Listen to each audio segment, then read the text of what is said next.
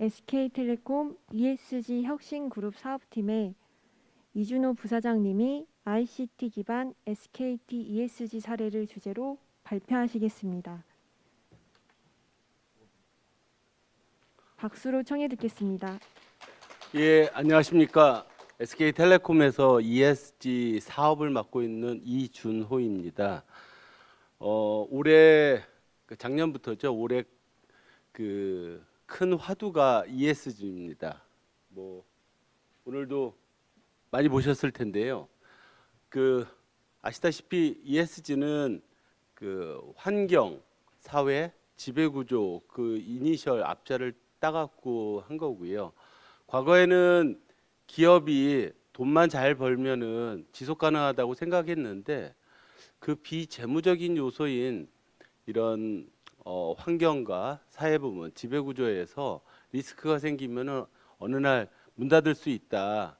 실제로 지금 석탄 같은 기후 변화에 해를 끼치는 그런 요소들 갖고 있는 기업들은 지금 투자자들이 투자를 회수하고 있습니다. 그러면은 설 자리가 없겠죠. 그래서 더더욱 올해 화두가 되는 것 같고요. 우리는 ESG를 통해서 지속 가능한 그런 기업들 그 모습을 좀 담으려고 합니다. SK텔레콤은 여러 가지 요소 중에서 우리가 어떤 포지션을 좀 취할 것인가. SK텔레콤은 통신기업이고 ICT 기술 역량을 바탕으로 하고 있기 때문에 ICT 기반의 ESG 활동을 어떤 지향점으로 삼았습니다. 우리가 가장 잘할 수 있는 일을 갖고 환경과 사회 분야에서 또 지배구조에서 좀 잘 지속 가능한 모습으로 선도해 보자 이런 취지로 했고요. 그래서 저희가 지금 하고 있는 ESG 중에서 이제 임팩트 있는 활동으로 그린 패러티를 환경 분야에서 좀 달성하려고 하고요. SK가 가장 먼저 아리백을 선언했고 특히 텔레콤 같은 경우는 이미 2020년 GSMA 이동통신 협의회에서 넷제로를 선언했습니다. 국내에서 아마 ICT 쪽에서는 최초로 선언한 기업일 텐데요. 로드맵을 지금 마련해서 올해 말 이제 제출할 예정으로 있습니다. 또 SK 그룹에서는 이게 아까도 우리 정재규 위원님이 말씀하신 것처럼 기업의 사회적 책임으로 머무는 게 아니라 좀 소셜 밸류 거기다가 경제적인 밸류, 이코노믹 밸류를 합친 더블 바텀라인의 그런 경영을 하고자 합니다. 과거에 우리 기업들은 사회적 책임을 다하고자 일회성, 시혜성 그런 활동을 많이 했습니다. 그게 나쁘다라는 게 아니고 그것으로는 세상이 변하지 않는다, 문제 해결이 되지 않는다라는 인식을 하게 됐고요. 예를 들어서 우리가 이제 많이 드는 게 목마른 사람들한테 과거에는 기업들이 물을 사다가 줬습니다. 목마른 것을 해소하기 위해서. 근데 기업들이 일회성으로 주던 거를 어떤 이제 내부의 사정이나 외부 요인으로 인해서 중단하게 되면 여전히 그 사람들은 목이 마르고 물을 해결할 방법이 없습니다. 그래서 저희는 물 사주는 돈으로 우물을 만들고 정수센터를 만들어서 목마른 사람들이 계속해서 물을 싸게 충분히 공급받을 수 있도록 어떤 구조를 바꿔가는 고민을 하고 있습니다. 오늘 소개해드릴 사례들도 거기에 해당되는 것들이 몇 개 있습니다. 지금은 이제 출발이기 때문에 많지 않지만 계속적으로 그런 게 늘어나면은 우리 사회가 난제라고 하는 부분들이 하나씩 해결될 거라고 저희는 믿어 의심치 않습니다. 첫 번째가 인공지능 돌봄 서비스입니다. 우리나라는 여러분이 아시는 것처럼 고령화가 전 세계에서 가장 빠르게 진행되고 있는 나라입니다. 이미 고령 사회가 됐고요. 초고령 사회, 그러니까 65세 이상의 인구가 20%를 차지하는 5명 중에 1명이 되는 시기가 4년 후입니다. 2025년이 되면 5명 중에 한 분은 65세 이상입니다. 그리고 지금 아이를 잘 안 낳고 있죠. 출산율이 가장 낮고요. 그렇게 되면 우리 경제사회는 굉장히 어려워집니다. 특히 이제 노인들이 이제 많아진다라는 거는 돌봄의 문제가 생기는데, 노인들은 이런 몇 가지 문제점을 갖고 있습니다. 외롭고요. 그러니까 외롭다라는 거는 혼자 사니까 혼자 사는 분이 많습니다. 지금 노인 65세 이상 800만 중에 20%가량의 166만 명이 혼자 사시는 분들입니다. 이분들이 누구랑 대화할 길이 없고 밤에 어디 아플 때 도움을 요청할 길이 좀 막막합니다. 자녀가 있는 분들도 밤에 아프더라도 자녀한테 쉽게 전화를 하지 못합니다. 자고 있을 거라는 거 알기 때문에. 그래서 좀 더 참고 내일 아침에 해야지라고 하시다가 큰일을 치르는 일도 왕왕 있습니다. 그래서 저희가 그런 것들을 어떻게 효율적으로 우리의 기술을 통해서 해결할 수 없을까라고 한 게 이런 인공지능 돌봄 서비스고요. 또 노인들은 질병으로는 암으로 돌아가시는 일이 일이지만 제일 걱정하는 질병은 치매입니다. 그래서 치매 가입 건수도 최근에 몇 년 안 됐지만 벌써 500만 건이 넘고요. 매년 100만 건씩 늘어나고 있습니다. 가입자가. 우리 사회의 가장 큰 문제가 일본을 봐서라도 금방 이해할 수 있습니다. 그거를 어떻게 해결했는지 하고 있는지를 하나하나 좀 보여드리도록 하겠습니다. 이 인공지능 돌봄 서비스는 여러 기관들이 합심해서 문제를 해결하고 있습니다. SK텔레콤 같은 대기업, 저희는 인공지능, 통신, 이런 ICT 기술을 이 사회적 기업 행복커넥트에다가 제공하고요. 물론 기부금을 통해서 시스템을 만드는 비용, 앱을 만드는 비용까지 다 제공을 하고 있습니다. 또 정부에서는 그 사람들이 그 취약계층의 어르신들을 그래도 돌볼 수 있는 인력을 공급해 드리고 있고요. 또 IoT 쪽에서 그런 벤처 기업들이 어르신들의 그 상황을 파악할 수 있는 센서를 공급해서 이런 것들이 이루어지고 있습니다. 그래서 저희는 이런 여러 가지 기관들, 기업들이 협력을 해갖고 외로움과 안전, 치매 이런 부분들을 해결하려고 하고 있습니다.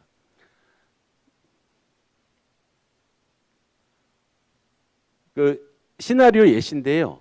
저희가 이제 센서를 갖고 한번 본다 그러면 지금 경남 같은 경우에는 아주 고도화돼 갖고 레이더 센서를 설치하기 시작을 했습니다.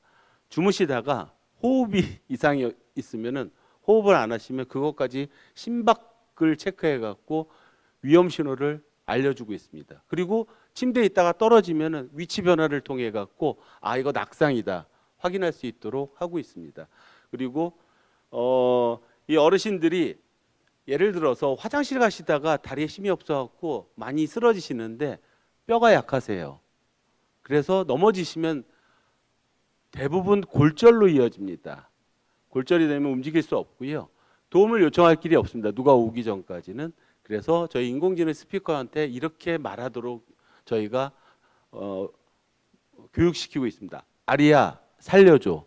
이 한마디면 24시간 365일 이 상황을 모니터하는 곳이 있습니다. 저희 ICT 센터와 그리고 밤에 휴일에는 ADT 캡스라는 우리의 자회사, 보안회사에서 이거를 살펴봐주고 있습니다.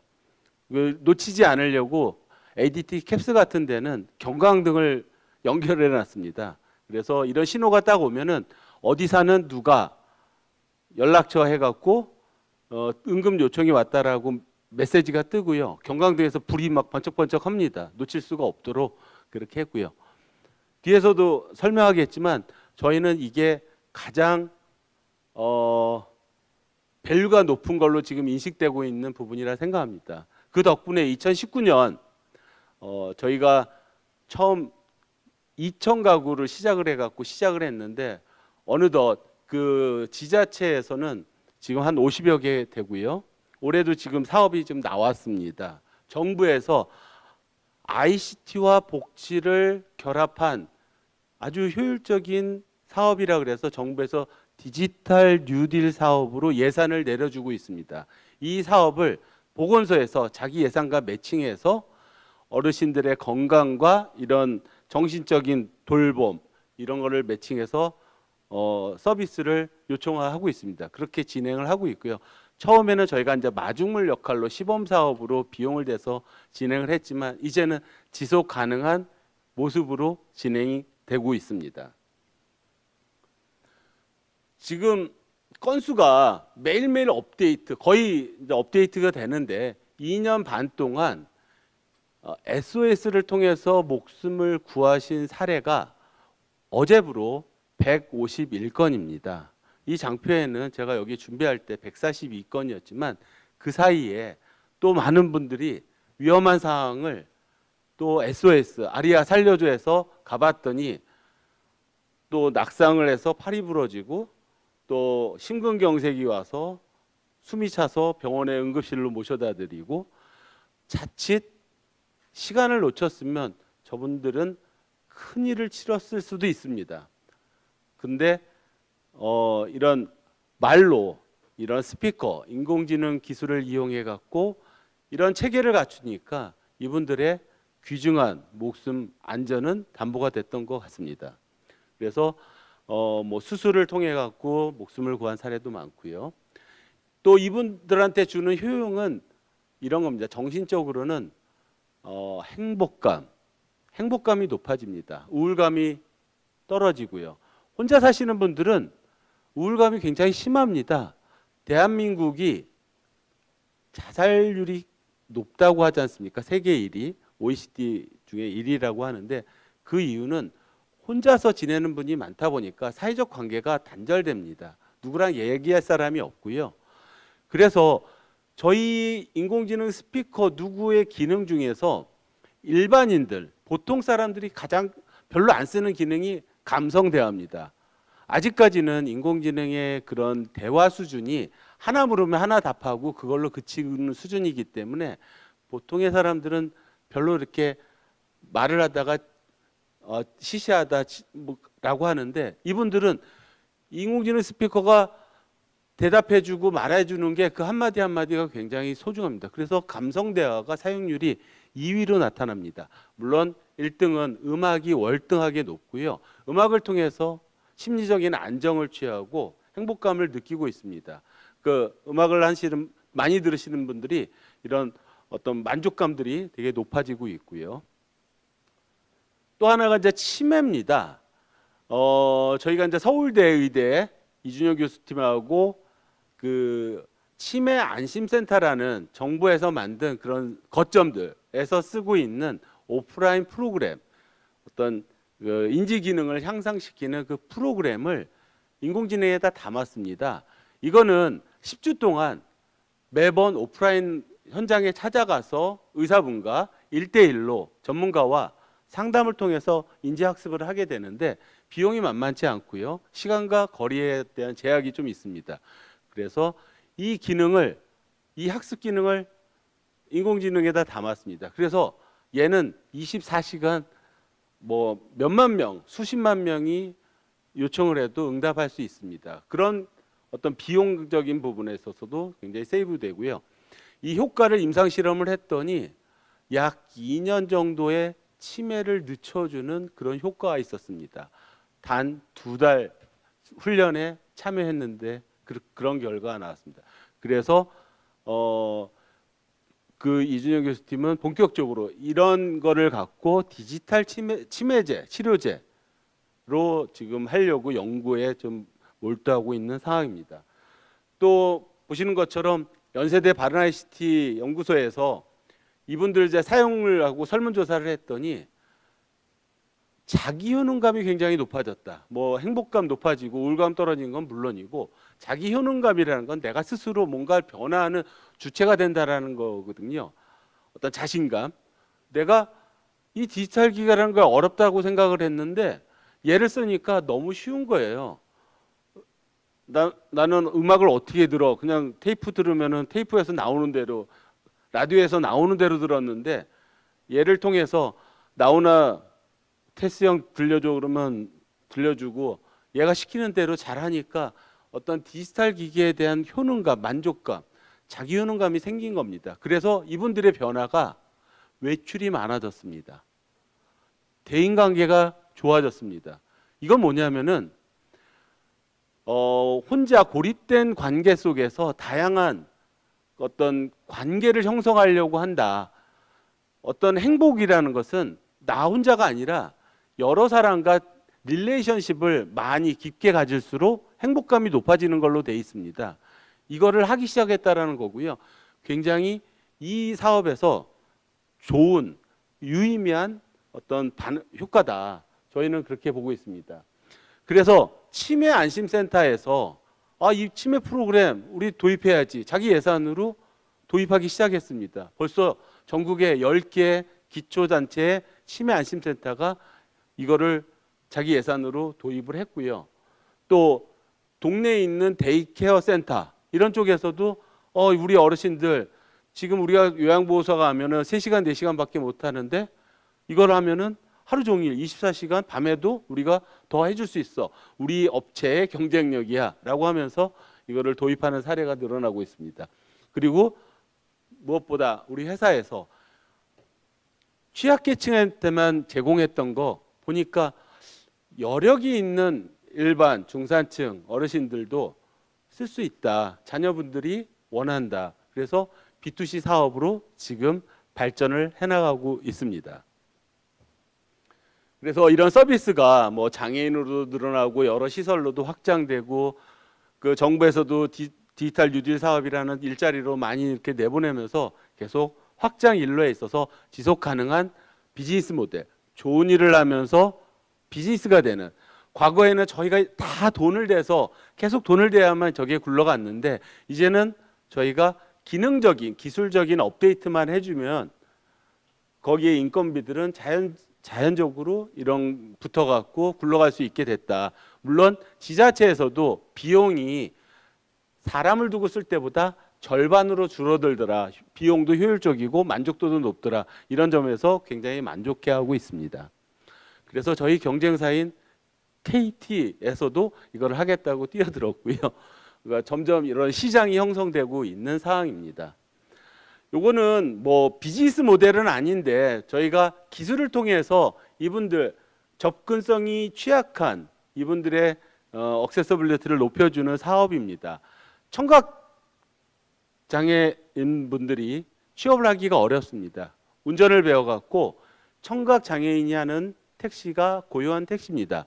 이분들이 소리로 그 어떤 메시지로 승객과 커뮤니케이션하고 받을 수 있도록 저희가 ICT 역량을 여기다 총 쏟아 부었습니다. 그래서 와치에 울림이 오고요. 승객이 오는 거, 터치, 앞에 보드판에 누가 요청이 어디 왔는지 그걸 누르면 자동으로 거기로 연결돼서 가서 태워서 목적지 적으면은 그러니까 말이 없어도 말을 안 해도 다 이루어질 수 있도록 하고 있습니다. 그래서 청각 장애인이 처음에 13명으로 시작했는데 지금은 거의 100명 가까이로 늘었습니다. 그분들의 일자리를 저희가 ICT 기술을 통해서 만들어준 거고요. 요 착한 셔틀은 어제도 뭐 부산시에서 요 MOU를 했는데 확산되고 있습니다. 착한 셔틀은 중증 장애인들이 어렵게 일자리를 구했습니다. 근데 가는 길이 힘들어요. 일일이 집에서 누군가 태워주고 데려와야 됩니다. 그런데 저희는 이런 ICT 기능을 통해서 이분들이 나 출근하는 거 위치 예정 시간을 해주면은 저희가 셔틀버스입니다. 이 장애인들 한 7에서 8명 정도를 그룹으로 해갖고 이 셔틀버스가 거기를 다닙니다. 그 요청 온 거를 ICT 그걸 보고 그래서 이분들을 태워주고 또 끝나면 또 태워다 드리고 거기에 팀의 기능을 통해서 가장 효율적인 경로를 설정해서 시간을 단축해서 이분들이 갈 수 있도록 하고 여기에 관련된 분들이 어떤 승하차 도우미 그다음에 운행비 이런 것들을 서로 이렇게 모아서 진행을 하고 있습니다. 그래서 중증 장애인도 나 홀로 출근해서 일을 할 수 있다라는 것을 보여주고 있습니다. 저는 오늘 이 얘기를 가장 강조하고 싶었습니다. 우리 사회에 가장 심각한 문제, 지금 ESG가 화두로 떠오른 가장 큰 이유 중에 하나가 환경입니다. 기후변화. 우리 미래 이 환경으로 인해 갖고 지구가 1.5도씨, 2도씨 이상 올라가는 거는 이미 정해진 미래입니다. 예견된 미래고요. 이거를 더 올리지 않기 위해서 지금이라도 노력해야지 1.5도씨 이하에서 우리가 적응하면서 살 수 있는데, 그 환경 문제에 또 많은 영향을 미치는 게 이런 플라스틱 문제입니다. 지금 태평양상에 떠다니는 플라스틱 섬 크기가 한반도의 16배라고 하고 있습니다. 그만큼 거대한 플라스틱 덩어리가 지금 해류를 타고 돌아다니고 있습니다. 그 플라스틱 속에서 우리 바다 물고기가 미세 플라스틱을 먹고요. 그 미세 플라스틱을 먹은 물고기를 우리가 식탁에서 또 먹습니다. 결국 우리 몸속에는 미세 플라스틱이 계속 들어오고 있어요. 이 인류의 DNA가 바뀔 수도 있는 그런 문제입니다. 우리 자녀들한테 이런 건 물려줘서는 안 되지 않겠습니까? 그래서 플라스틱에 저희가 지금 단계에서 할 수 있는 일, 덜 쓰자. 저희는 그렇게 잡았습니다. 덜 쓰자. 덜 쓰려면 어떻게 하느냐? 재사용하는 방법을 저희는 생각을 했고요. 그 첫 번째로 우리가 거의 매일같이 마시는 커피숍에 일회용 컵, 플라스틱 대신에 저희가 고안한 다회용 컵으로 대체를 하고 그거를 계속 반납하고 세척하고 반납하고 세척해서 플라스틱 일회용이 덜 나오도록 저희는 그걸 하고 있고요. 그래서도 다 못 쓰는 컵들은 저게 PP 재질입니다. 재활용하기 굉장히 좋은 재질이고요. 그거를 깨끗한 PP 재질의 플라스틱 그 폐기물을 다시 그 SK 이노베이션 계열의 원유로 이제 하는 쪽에다가 저희가 이제 제공하고 또 업사이클 하는데 쓰기로 그렇게 하고 있습니다. 저거는 이제 저의 꿈이고요. 저희 회사 우리가 이제 앱을 만들었는데 그 앱을 통해서 저는 이런 생각을 합니다. 마이 ESG, 마이 탄소 발자국. 나의 탄소 발자국을 한 행위와 줄인 행위, 그것들을 담을 수 있는, 기록할 수 있는 그런 역할이 나중에 될 거라고 생각을 합니다.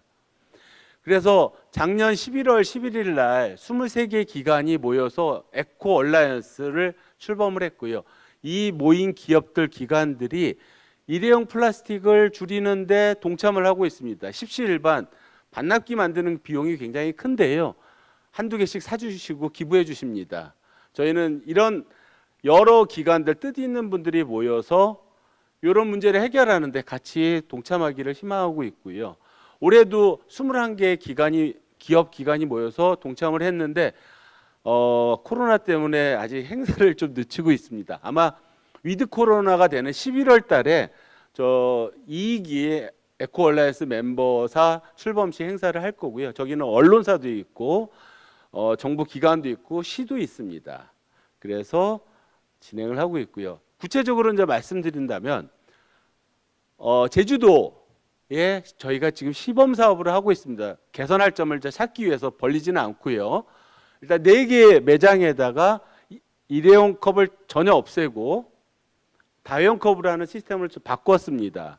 그랬더니 사용률의 변화가 없어요. 기존의 매출에 변화가 없으면서 이게 이제 다시 수거돼서 세척을 해서 쓰이는 겁니다. 여기에 비즈니스는 뭐냐면 과거에는 일회용 플라스틱 컵을 만드는데 비용이 들었습니다. 그건 이제 쓰레기로 처리됐는데 저희는 다회용 컵을 만들고 일회용 컵을 만들었을 비용을 세척비로 전환을 시켰습니다. 그래서 제주 지역에 취약계층 세척 일자리, 그 다음에 저거를 수거하고 배송하는 일자리로 만들었습니다. 그 돈은 원래 쓰레기가 됐을 그런 물건들입니다. 그거를 원천적으로 저렇게 했고요. 이 재질도 스타벅스에서 욕심을 낼 법도 한데 다이언컵에 새기지 않았어요. 잉크를 새기면 이게 재활용하는데 굉장히 방해 요소가 됩니다. 저품질의 그 재활용이 됩니다. 순도가 100%, 아무것도 잉크를 넣지 않아야지 100% 고순도의 업사이클링이 됩니다. 저희는 이렇게 수거를 해갖고 전용 세척장에서 세척을 합니다. 여기 핵심은 위생이고요. 그래서 정말 철저하게 환경부에 검사 나와도 아무 문제가 없는 거의 묵인 수준의 그 위생으로 하고 있습니다. 이게 이제 저희 SK텔레콤에서 그 제작하는데 가담한 반납기입니다. 핵심은 이거고요. 인프라가 이게 잘 돼 있어야지 사람들이 다이언컵을 사갖고 먹고 간 다음에 쉽게 반납할 거 아닙니까?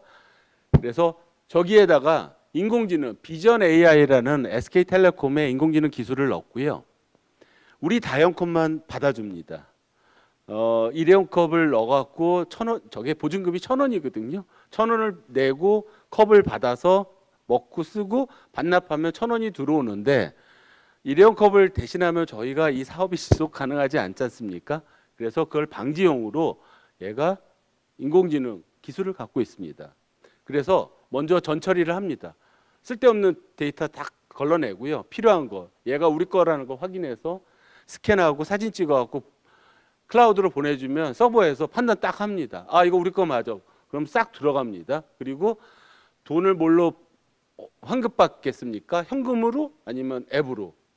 그러면 포인트를 원하는 사람 포인트로 줍니다. 포인트에는 지금 이벤트로 1,000원에다가 100원을 얹어갖고 1,100원을 주고 있습니다. 그래서 사람들한테 그런 새로운 경험들 이런 것들을 해주고 있고요. 이런 인공지능 기술을 해서 이 반납기가 유용할 수 있게 해주고 있습니다. 여러분들이 그 일상적인 생활에서 그 온실가스를 감축할 수 있는 방법이 운전할 때는 꼭 내비게이션 티맵 같은 걸 켜라 이겁니다. 왜냐하면은 경로를 자기가 아는 것보다 저거를 해야지 연료를 덜 씁니다. 그러겠죠. 실제로 저희는 안전운전 점수가 있어갖고 사고율이 사실 떨어집니다. 그래서 보험사가 여기에 가입하고 일정 점수 되는 가입자 운전자한테는 보험료도 깎아주고 있습니다. 그 보험 가입자들은 그 혜택을 계속 누리기 위해서 열심히 그 규정 속도를 지키고 과속을 안 하고 급정거, 급출발을 안 합니다. 그 결과가 실제로 일반 가입하지 않은 분들과 사고율이 차이가 납니다. 그거는 사회적 기여입니다. 교통사고가 덜 난다는 뜻이니까요. 그리고 이런 거를 켜다 보니까 연료를 절약해갖고 온실가스 저희 다 모아봤더니 1,000만 명이 넘는 팀의 운전자의 1년치를 모아봤더니 연간 100만 톤의 온실가스를 절감하더라. 100만 톤은 어떤 거냐면 SK텔레콤이 1년 동안 배출하는 온실가스가 100만 톤입니다. 저희는 대부분이 전기를 쓰기 때문에 5G, 4G, 주파수 전파를 날리려면 전기를 씁니다. 그게 대부분인데 저희가 연 전기료만 1년에 2,200억, 2,300억 정도 드는데요. 그 비용이 저겁니다. 온실가스 환산했을 때 100만 톤. 그거를 티맵만 켜셔도 전 국민이 100만 톤을 절약하실 수 있다. 그거를 말씀드리고요. 뭐 많이 아시겠지만 저희는 이제 뱀스, 그러니까 빌딩의 에너지 관리 시스템을 솔루션을 만들어 갖고 빌딩에서 최적화된 어떤 에너지 효율을 할 수 있도록 저희가 이런 솔루션 시스템을 만들어 주고 있습니다. 이건 이제 앞으로 많은 기업들 건물에서 적용이 될 텐데 얘가 이 공조기, 에어컨 뭐 이런 것들을 돌릴 때 과부하, 어떤 사용량, 전기 사용량 이런 것들을 종합적으로 봐서 가장 최적화된 운전 방법을 찾아냅니다. 그래서 자기가 그걸 정리를 해갖고 저녁 때 메일로 쏴줘요. 시스템에. 그리고 시스템이 다음날 지가 알아서 또 바깥의 온도 뭐 이런 환경들을 또 고려해갖고 최적화 시킵니다. 그러면 어떻게 되냐? 에너지가 이 뱀스를 설치한 비에 에너지 관리 시스템을 한 대가 약 22%의 전기를 절감하더라. 이런 기술들, 저희가 갖고 있는 ICT 기술을 이용해 갖고 우리 사회의 어떤 환경과 사회 이런 분야에서 ESG 분야에서 지속 가능한 어떤 모델이 지속 가능한 어떤 환경이 될 수 있도록 SK텔레콤이 일하고 있다. 그 말씀을 전해드립니다. 뭐 하고 있는 일이야 저희가 뭐 수십 가지, 수백 가지가 되고 있지만 오늘 시간 사정상 요 가장 저희가 중요하다 생각하는 부분만 말씀드렸습니다. 저희는 우리의 기술이 이웃이 되고 우리가 이제 복지가 되는 그런 사회를 지향하면서 앞으로도 계속 노력하도록 하겠습니다. 감사합니다.